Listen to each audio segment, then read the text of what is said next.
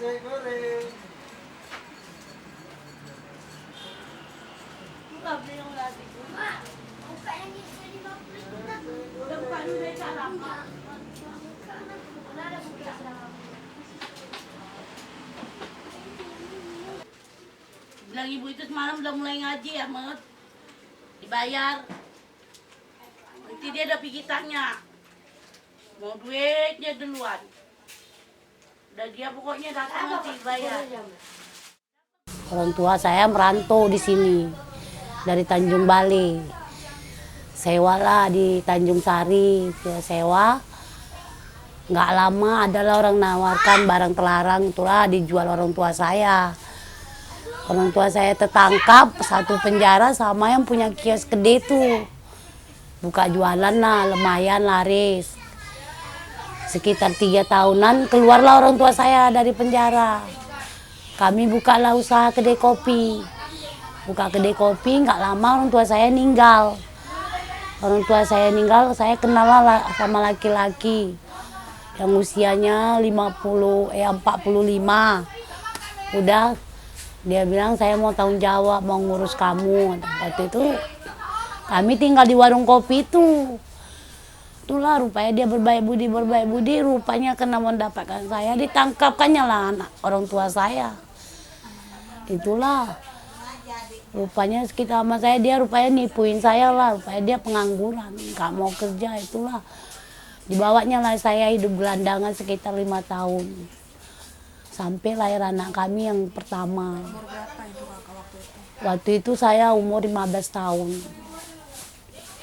Tinggallah saya gelandangan sekitar 5 tahun, pengalaman yang pahit lah yang saya hadapi. Udah itu kan kami sewa rumah lah, saya bekerja tempat orang pesta, makanya saya bisa sewa rumah petak. Kerja cuci piring, dapat 500.000, bagi 2,5, saya sewa lah rumah. Walaupun saya nggak ada barang, karena saya merasa ada anak yang harus saya tanggung jawabin, saya masak pakai kali mentega. Masak, rupanya bertambahlah anak kami, karena saya nggak bisa KB. Sampailah anak kami ada 6. Itulah. Saya berusaha lagi, saya ini tukang mabuk. Tiba-tiba kerjalah. Kami dapat kerjaan sampah, membersihkan jalan.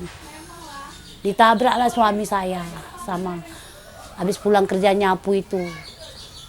Jadi saya nangis, saya lihat juga mayat laki saya.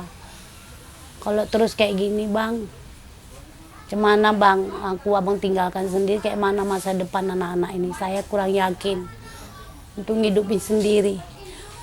Cuman air mata aja saya bilang, sedangkan abang tahu aku penyakitan, anak begini banyak, gimana? Tapi saya selalu berdoa.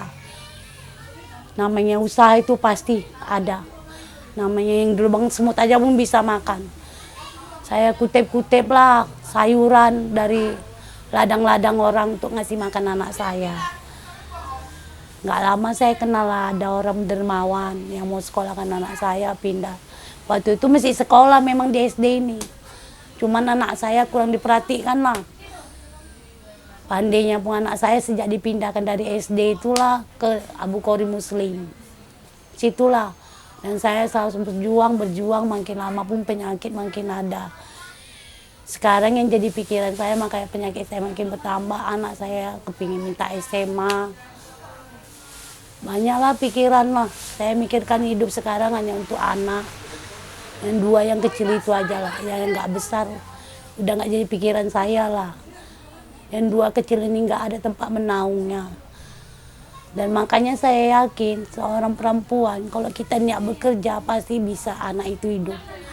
Satu kuncinya agar anak kita sayang sama kita, apa kemauan dia atau makan kita perhatiin. Itulah. Saya bawa dia kerja dari bayi. Ternyata nampak hasilnya sama saya. Dia mau mengerti, saya sakit dia mau nyapu. Dari bayi saya ajak kerja, malah sekarang dia sekolah dapat ranking. Rasanya saya sedih, tak pantas dia bawa beko itu. Cuman karena nasib kami kayak gini dia bawa beko. itu paksa dia bawa beko untuk bawa sampah sambil nguntit bangke itu. Seharusnya bukan dia yang bawa sampah itu. Tidak ada seperti dia anak yang mau bawa beko, bawa sampah, dorong. Hanya saya lihat dia, saya nangis. Ya Allah, sembuhkan penyakit aku, angkatlah penyakit aku agar aku bisa cari makan tuh anak aku. Saya tidak pernah ngajar anak saya minta-minta. Berusaha panjang umur tapi punya anak cucu bisa lihat mengurus anak-anak saya. Mungkin saya lah orang yang paling senang. Saya paling bangga anak saya tidak lasta di umur 13. Dan saya tidak pernah tidak bersyukur sama Allah. Anak saya laki-laki tidak merokok atau tidak nyabu. Ya Allah, itulah yang saya harapkan. Dan saya bersyukur walaupun anak saya kayak gitu. Dibilang orang longor. Tapi saya bangga. Dia tidak narkoba dan tidak merokok. Iya, saya tidak mau saya bilang kamu jangan selalu menyusahin orang tua. Atau jangan selalu menyusahin orang. Kalau mau makan, mau apa, bekerjalah. Nah, alhamdulillah. Anak saya tidak pernah dibilang mencuri atau begal. Saya bersyukurnya di situlah. Karena saya kasih makan dengan halal dan halal juga lah saya dapat. Itulah contoh yang kita kasih makan dengan halal dan tingkah lakunya pun halal. Bukan kekayaan yang kita cari, tapi kebahagiaan. Tidak pernah dibilang orang ini itu.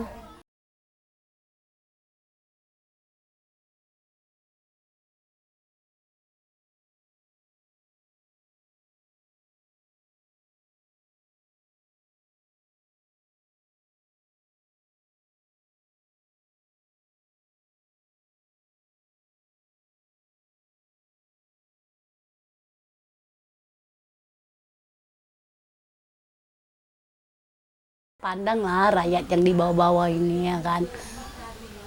Walaupun ngeceknya nggak apa ya. Misalnya jualan-jualan kayak gitu kan kita kesian sih digusur-gusur. Saya lihat orang kena razia itu kesian loh Kak. Padahal saya susah. Makanya saya bilang sama anak saya, nanti kalau jadi kamu jadi orang besar jangan begitu. Kalau mau usir aja, jangan angkat barangnya. Mereka kan mau makan juga. Nanti mencuri salah. Kita jualan pun salah. Kita parkir becak situ pun salah. Jadi negara kita ini apa yang benar?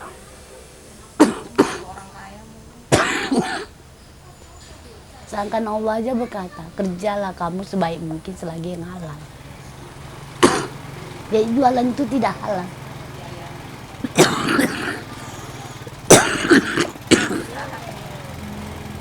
Saya kalau ada orang aja datang pernah kawan aja, kamu bawa surat kematian laki kamu, ayo kita pergi minta. Kau punya tangan untuk kerja, kau punya kaki untuk jalan untuk bekerja.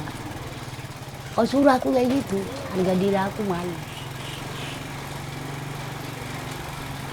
Lebih bagus aku di sini, aku bilang, nanti cabut rumput dikasih berapa mau.